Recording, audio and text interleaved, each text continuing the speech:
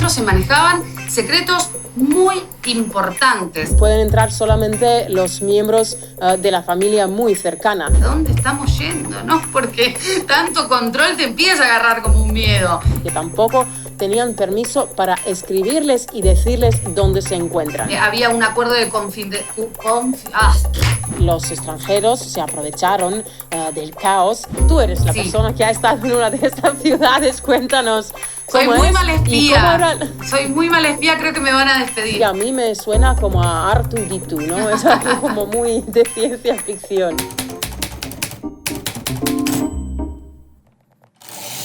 Hola y bienvenidos a una nueva edición de Espías Rusas. Hoy vamos a hablar de las ciudades secretas en Rusia. Yo soy Elena Milinchich. Y yo soy Victoria Aramburu y este es un nuevo episodio de Espías Rusas. Como siempre, vamos a hablar de misterio, vamos a hablar de aquello de lo que no se habla tanto y obviamente si tiene que ver con Rusia también tiene que ver con los mitos y con todo ese secretismo que hay alrededor del país más grande del mundo. Ciudades secretas en el día de hoy que se mantienen hasta la actualidad. Obviamente les vamos a dar detalles sobre ellas y cómo nacieron, en qué momento se les ocurrió en Rusia crear estas hoy más de o cerca de 40 ciudades secretas en todo el territorio ruso.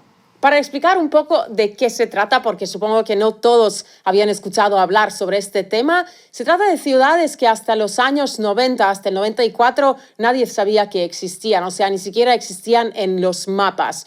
Son ciudades en las que se desarrollaba ciencia rusa, por ejemplo, la ciencia atómica.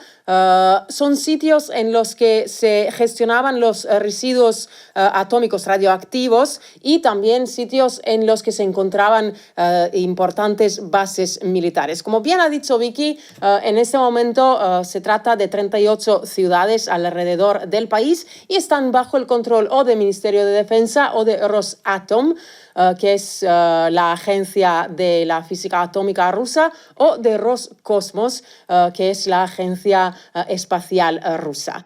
Pero ¿cómo nacieron estas ciudades secretas? Bueno, a partir del año 1946 empezó el proyecto de desarrollarlas. En principio, como bien decía Yeli, para desarrollar, industrias que son claves, ¿no? En aquel momento, en ese contexto histórico y que todavía lo siguen siendo. Se habla de armas nucleares, de armas químicas, complejos militares, científicos, también obviamente todo lo relacionado con la carrera espacial. Y de alguna manera esta era la forma de proteger a las personas que desarrollaban estas industrias. No solamente a los trabajadores que se ocupaban de hacer crecer estas industrias, sino también a los que tenían a su alrededor. Vamos a recordar que era un momento complicado donde la Guerra Fría obviamente presionaba y la amenaza de nuclear y de un bombardeo inminente que gestionaba y motorizaba toda esta Guerra Fría, obviamente hacía que el gobierno ruso, soviético en ese momento,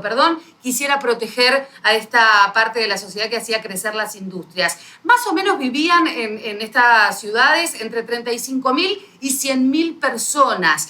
Piensen ustedes que no son solamente los trabajadores de estas industrias que mencionábamos, sino también todo lo que tiene que ver con servicios. Eran ciudades completamente cerradas que necesitaban, obviamente, como cualquier barrio, un servicio de educación, de seguridad, de medicina. Entonces también había mucha gente que trabajaba para brindar estos servicios. Si encuentran algún artículo sobre estas ciudades, van a ver seguramente que hay mucha gente que ha sido enviada ahí para trabajar, ¿no? Como que si los obligaran, ¿no? Para hacerlo. En realidad era otro contexto en el que se vivía en esos años. Por ejemplo, en Rusia, si has estudiado, por ejemplo, en ese momento física atómica, estaba claro que te iban a mandar a una ciudad en la que podías ejercer tu trabajo y estas fábricas o institutos no se encontraban en Moscú. Si estudiabas en Moscú te podían mandar a otra ciudad, ¿no? para ahí trabajar. Así que la gente conscientemente sabía cuando estudiaba física atómica que le tocaba algún trabajo en una de estas ciudades Incluso era algo muy deseado porque aparte de estar allí encerrados, tenían muchos privilegios, por ejemplo, por las condiciones y por la seriedad del trabajo que hacían, recibían como un 20% más del salario que era normal en estos tiempos. También dicen todos que en estas ciudades no había violencia. También tenían acceso a la mejor medicina, la educación, o sea, las condiciones de la vida en esas ciudades eran prácticamente perfectas y la amiga esta que he mencionado me ha dicho que luego, después de salir de esa ciudad, sí que se ha dado cuenta que ha vivido como en una campanilla de cristal, un poco como demasiado protegida. Sí, no solamente eran beneficios laborales, sino también buenas condiciones de vida para el propio trabajador y toda su familia, que obviamente tenían que hacer un esfuerzo de ir a vivir a una ciudad secreta de la cual no se podía hablar. Había un acuerdo de confidencialidad de por vida, obviamente, porque se manejaban secretos de Estado muy preciados. Recuerden, pleno contexto de la Guerra Fría. Como decía bien Yele, claro, buena educación, buena salud, buena alimentación. Hay un documental, recién Yele mencionaba que ustedes podían buscar por sus propios medios información sobre estas ciudades secretas. Hay un documental que, bueno, fue bastante popular, que se llama Ciudad 40, que, bueno, en realidad, más allá del recorte político, ¿no?, que se hace y la mirada editorial que tiene el documental, es muy interesante porque hay imágenes de adentro de una de las ciudades secretas más importantes, más conocidas, más mencionadas, y obviamente va contando como detalles muy chiquititos, gente que ha vivido ahí, como por ejemplo que tenían un acceso a la comida de alguna manera privilegiado, que los otros niños lo llamaban los niños de chocolate, porque tenían acceso, ¿no?, al chocolate, que de repente, bueno, como decía Yele, tenían, bueno, gozaban, ¿no?, de la seguridad de vivir en un contexto muy seguro y obviamente de recibir una buena educación y también un buen esparcimiento, un acceso a la cultura muy interesante, porque recuerden que en estas ciudades había de todo, había teatros, había estadios, había gimnasios, entonces la vida no estaba limitada en ese sentido, tenían acceso a todo, pero como decíamos recién, en una campanita de cristal que los protegía de la vida común del resto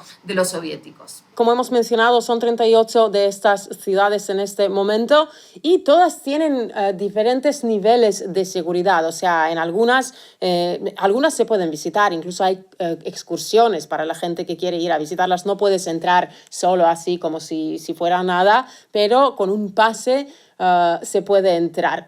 Por otro lado, hay ciudades que todavía están completamente cerradas y que pueden entrar solamente los miembros de la familia muy cercana. Pero esto no siempre fue así. En el principio, estamos hablando de los años, de finales de los años 40, los principios de los años 50, esas ciudades eran tan secretas, incluso dicen que la gente que iba ahí a trabajar tardaban como 5 años para poder decir a sus seres queridos dónde están. No se podían comunicar, no solamente por teléfono, sino que tampoco tenían permiso para escribirles y decirles dónde se encuentran. Es interesante, Yelio, también porque los mencionan como buzones postales, claro. Daban la dirección de la ciudad más cercana que tuviera código postal y allí enviaban la correspondencia, que había personas encargadas cada cierto tiempo de ir a recogerla y repartirla dentro de la ciudad. Los testimonios que se conocen, por lo menos en este documental que les mencionaba recién, hablaban de no poder contarles a sus familias en dónde estaban. Siempre cuando les preguntaban dónde vivían, daban el nombre de la ciudad de al lado, no obviamente diciendo dónde en realidad vivían, pero hablaban de, bueno, de alguna manera cortar lazos, ¿no?, con la familia y no explicar demasiado. Los primeros años, obviamente, las medidas fueron más rígidas, no se podía salir de estas ciudades, como les decíamos. Luego se fue ablandando y ya sí, las personas que vivían aquí en estas ciudades empezaron a salir, no así a recibir visitas, salvo que sean familiares muy cercanos. Los pases de seguridad a día de hoy todavía son muy exigentes y en aquel momento eran imposibles. Claro, recuerden ustedes que adentro se manejaban secretos muy importantes, entonces obviamente la seguridad era altísima. Se pueden ver las imágenes de algunas de estas ciudades más conocidas que tienen, bueno, alambres de púa, ¿no?, alrededor en el perímetro, como para que nadie intentara meterse. Obviamente están custodiados por fuerzas de seguridad. Y como decíamos, se fue aflojando un poco el tema de la paranoia como en el mundo en general después de la Guerra Fría, pero igual aún así siguen muy protegidas. Sí, bueno, alambre de púas alrededor de estas ciudades. He preguntado a esta amiga, digo, pero ¿cómo es vivir en una ciudad que está rodeada, ¿no? con una cosa así y que está protegida? Son los militares los que guardan, ¿no? Que vigilan estas ciudades. Y me dice, bueno, ¿cuándo te vas tú al final de la ciudad para saber qué hay ahí, ¿no? Dice que alrededor de la ciudad está el bosque, así que nunca tenían el deseo ni la necesidad de ir ahí, ¿no? Tampoco son ciudades tan pequeñas. Por ejemplo, ella ha vivido en una que tiene 100.000 habitantes y se calcula que en todo el país hay alrededor de 1.250.000 a 1.500.000 personas que viven en estas ciudades, que no es poco. En realidad estamos hablando de 1% de la población de Rusia. O sea, por cada 115 personas, una vive en una de esas ciudades secretas. Bueno, estas ciudades siempre han estado rodeadas de misterio. Hay gente que está obsesionada con estas ciudades, incluso dicen que hay gente que está como por fuera de las ciudades intentando encontrar vías para entrar y también que están grabando con las cámaras. Bueno, es interesante decir que en estas ciudades sí que existen hoteles porque sí que ha habido intercambios con otros países, por ejemplo, con Estados Unidos o con Francia, porque en esos países también se supone que unos centros parecidos también existen. Sí, hay que decirlo, Rusia no es el único país que tiene este tipo de ciudades, también Estados Unidos, Reino Unido, China. Digamos, en algún momento se convirtió en una buena idea, en el contexto en el que nacieron estas ciudades, como para proteger ciertas industrias o ciertas actividades que, bueno, no debían ser descubiertas, obviamente, por el resto del mundo. Recién decías, ¿no? Al final de la ciudad hay bosque. En general se dan en contextos naturales, no están en el centro de las ciudades, sino en lugares alejados, la mayoría en los Urales o en Siberia, en terrenos, en expansiones, digamos, de terrenos muy grandes debido a las actividades que hacen, ¿no? Decíamos el desarrollo de la actividad nuclear, claro, necesitan mucho espacio como para hacer este tipo de pruebas y aún así no están del todo seguros de los incidentes porque hubo un accidente muy recordado y muy mencionado en aquel momento que también se rodeó de misterio, de prejuicios y de mitos y se dijeron muchísimas cosas. Obviamente gran parte de lo que ocurrió allí todavía sigue siendo secreto, pero bueno, como cualquier accidente que involucra energía nuclear es de una dimensión alarmante, ¿no?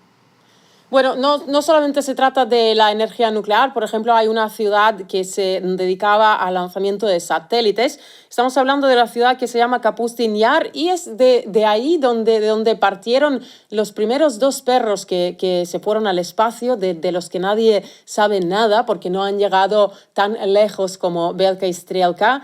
Se llamaban Desik y Tsigan, ¿no? Y esta ciudad ha estado muy cerrada. En estos momentos sí que ahí justamente hay excursiones, se puede visitar, o sea, claramente es más difícil hacerlo si eres extranjero, pero dicen que hay maneras. Luego otra ciudad que es interesante, yo creo que esa es la que mencionas tú y de la que trata esta película que has visto, se llama Chelyabinsk 40 y es ahí donde ha tenido lugar esta catástrofe nuclear que dicen que no ha sido mucho menos peligrosa que la de Chernóbil, ¿no? Una catástrofe que ha dejado unos niveles de radiación increíbles. Sin embargo, a día de hoy ahí hay gente porque han vuelto, ¿no? Después de la catástrofe y dicen que se sienten muy privilegiados de estar ahí y en realidad no les gusta mucho que alguien venga y que vea cómo viven, ¿no? Bueno, ese es otro de los testimonios que me resultó interesante de las personas que vivían allí, que decían como que había cierto orgullo de pertenecer, ¿no? Hay un testimonio principal de una chica en donde obviamente relata que cuando ella vivía ahí se sentían los mejores, los más inteligentes, como parte de la élite soviética, ¿no? Un reducto de la sociedad en donde estaban los más inteligentes, los más formados, y que lo digo por lo que mencionábamos al principio, de si alguno había sido obligado a ir allí. Obviamente nosotras no tenemos las pruebas para desmentirlo. Lo cierto es que se sentía como un privilegio, como un honor que te convocaran a alguna de estas ciudades secretas porque justamente eran un reducto de la sociedad de los seleccionados, los mejores, los más inteligentes. Mencionaba mucho a esta amiga que tengo porque a mí me parece muy curioso y yo siempre cuando hablo con ella tengo 1000 preguntas y a ella como que le parece un poco raro, ¿no? Porque es algo con lo que ella ha crecido y dice, pero es la vida normal. Bueno, es la única que ella conocía antes de mudarse para estudiar en otra ciudad rusa.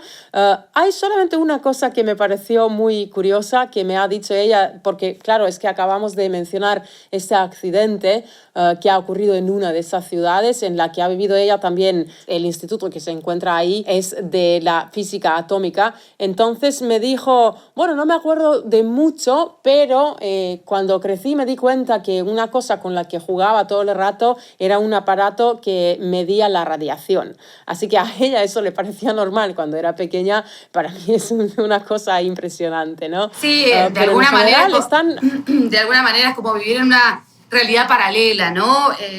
No deja de ser realidad por ser paralela. Se criaron en eso y hasta que no salieron al mundo exterior creyeron que esa era la realidad. Ya, ella tiene como alrededor de 33 años y ya eran otros tiempos, ¿no? Lo que dices tú, que la escasez ahí no se sentía tanto. En los años 90, todas estas ciudades, como todo el país, donde había un montón de corrupción, donde se ha caído todo, se ha caído la Unión Soviética y reinaba caos en el país. Entonces ahí también no había financiamiento y ellos sentían esta escasez. No es que ahí se vivía muchísimo mejor que en otras partes del país, ¿no? Y también era el momento en el que los extranjeros se aprovecharon del caos y iban ahí para comprar tecnologías directamente, Claro. para ver qué hay dentro y para aprovecharse de la situación y de llevar todo lo que se podían llevar. Y como vos decías, en los años 90, cuando se cae finalmente el muro y la Unión Soviética, hay que recordar que estas ciudades son mantenidas también por el Estado. Entonces, el decaimiento o sí, la dejadez, digamos, se empezó a notar incluso en la infraestructura, en las calles, en las paradas de ómnibus, todo se empezó como a derrumbar de alguna manera porque no había un mantenimiento tan firme como lo era antes. Sin embargo, esta realidad cambió con Vladimir Putin como presidente. Con su llegada, y no solamente con su llegada, sino con el crecimiento económico del país y la estabilidad, todo esto se ha vuelto a poner en orden, ¿no? Y en este momento, como me contaban los que viven ahí, las tecnologías están en un nivel bastante alto, el nivel de vida también. A mí lo que me sorprendió también es como que los pisos en los que viven son su propiedad. Me preguntaba también qué significa eso, si lo puedes vender luego, ¿a quién se lo vendes, no? Como que no cualquier persona puede ir ahí, pero bueno, es un detalle que me parece curioso.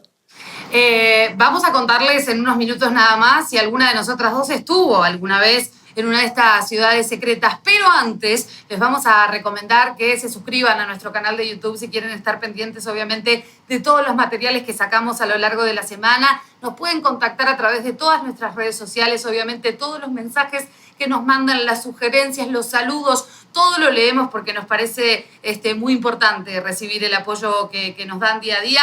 Estamos creciendo, es importante que nos apoyen para seguir adelante, así que los invitamos a suscribirse a nuestro canal de YouTube, a darle me gusta, no me gusta, campanita, comentar, todo lo que quieran hacer y hacernos llegar, para nosotras va a ser bien recibido. Y que siempre descubres secretos antes de tiempo. Tú eres la persona que ha estado en una de estas ciudades. Cuéntanos cómo Soy muy es mala y cómo espía. era... Soy muy mala espía, creo que me van a despedir en cualquier momento. Creo que es el momento que nos cuentes cómo es una de esas ciudades. Tú has estado en una que ya no se encuentra en Rusia, que era parte de la Unión Soviética. Ya la hemos mencionado cuando hablamos de la cosmonáutica rusa, ¿no? Se trata de la ciudad Baikonur, de donde parten todos los cohetes rusos a la Estación Espacial Internacional. Yo entiendo lo de la realidad paralela que decíamos hace un ratito, porque es una ciudad común y silvestre, digamos, no tiene nada de especial.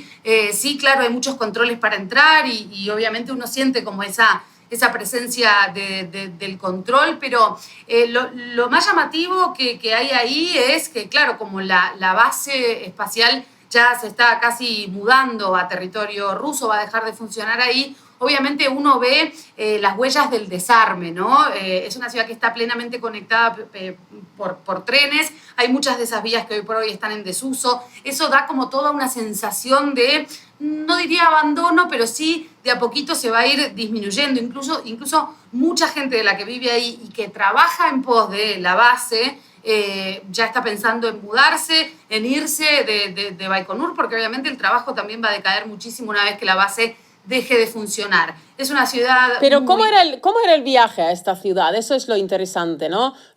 Si te acuerdas de los controles, si te miraban el pasaporte, si se coge solamente un tren y se llega a Baikonur, ¿cómo es? No. En realidad el viaje es muy largo. Como todo es estepa, es muy difícil ubicarse. Yo no soy muy orientada, igual no soy yo el parámetro, pero la verdad que son muchos kilómetros hasta llegar a la base. Entonces es muy difícil ubicar dónde estás. Eso sí me llamó la atención. Lo que te decía, muchas barreras, muchos controles. Obviamente en cada uno de ellos hay que presentar el pasaporte, la autorización para estar ahí. Quiero decir, eso sí, pensá que nosotros íbamos en buses gigantes donde había 40, 50 personas y cada vez que parábamos era una hora y media de que chequeen todos los documentos, se lo tomaban muy a conciencia.